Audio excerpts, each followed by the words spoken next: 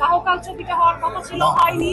তারপর আমার ক্যারিয়ার প্ল্যানও পুরোপুরি চেঞ্জ হয়ে যায় এবং এরপর আসলে আমি ডিসাইডেড থাকি মানে ছবির অভিজ্ঞতা থেকে যে আর ছবি করব না, এখন নাটক করব না, অন্য কিছু করব না, ছবি আর করব না।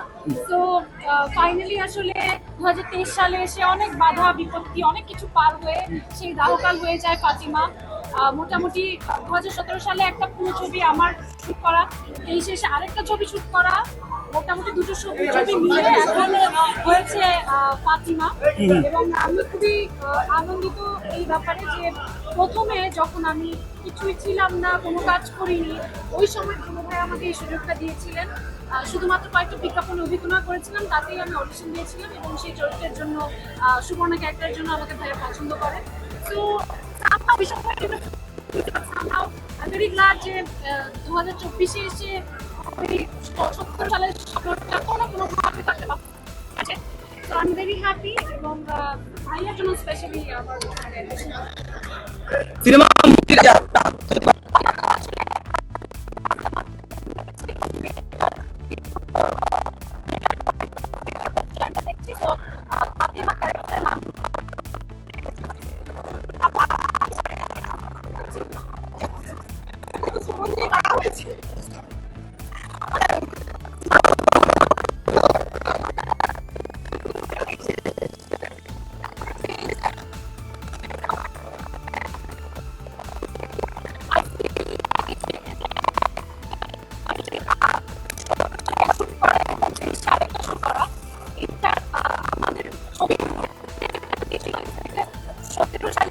মেয়েটার যে লুকটা সেটা ছিল 1971-এর এবং 23-এর যেটা সেটা আসলে মেচর ফাতিমার ক্যারেক্টার, আর 17 সালেরটা ছিল সুবর্ণার ক্যারেক্টার।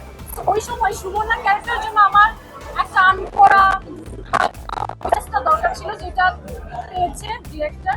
এবং এখন 23 সালে এসে ওই ফাতিমা সাগরজাতিতে যে ম্যাচুরিটিটা দরকার ছিল সেটা হয়তো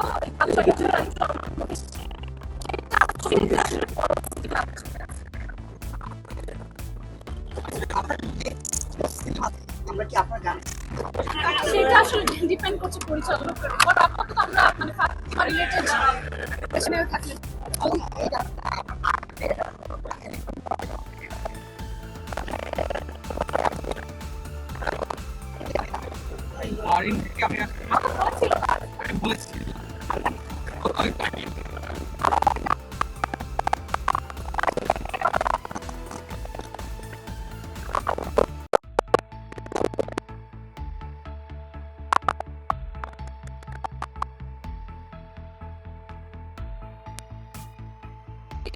ফেস্টিভ্যাল মেক্সিকোতে অফিসিয়ালি সিলেক্টেড হয়েছে ফাতিমা। এর আগে এরপর নেক্সট মান্থ অ্যাকচুয়ালি লন্ডনে আমরা রেইনবো ফিল্ম ফেস্টিভ্যালে যাচ্ছি ছবিটা নিয়ে। এর আগে ইরানে গিয়েছি,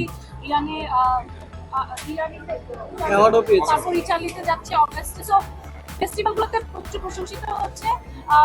আমি বলবো যে যারা একটু ছবি বোঝে বা ছবিটা মানে মননশীল যারা দর্শক আছেন তাদের অবশ্যই এই ছবিটা দেখলে ভালো লাগবে। আপু, দেশের বাইরে বিভিন্ন ফেস্টিভ্যালে কিন্তু বেশ প্রশংসিত হচ্ছে ফাতিমা। সেক্ষেত্রে কি মনে হয় দেশের যারা দর্শক আছে অডিয়েন্স কিভাবে গ্রহণ করতে পারে, কি মনে হয়? মানে যারা সেটাই বললাম যে যারা সিনেমা প্রেমী তাদেরকে ভালো লাগে, যারা সিনেমা দেখে ইউজফুল বা একটু চাই যে দেখার পর ভাববে ছবিটা সম্পর্কে বা একদম সরল লেখায় কোনো গল্প না, দর্শকের অডিয়েন্সের ভাবনার জায়গাতে ছবিটাতে আছে, আপনারাও সেটা দেখলে বুঝতে পারবেন। এবং আমার মনে হয় যে মুক্তিযুদ্ধটাকে অনেক ডিফারেন্টলি রিপ্রেজেন্ট করা হয়েছে আমাদের ছবিতে এবং সেই সাথে প্যারালালি এখনো সময় রাখতে সবকিছু মিলে আমার মনে হয় যে ওয়ার্ড অফ মাউথে যদি স্প্রেড হয় তাহলে অডিয়েন্সরা আসবে এবং তারা দেখবে। আর এটাই।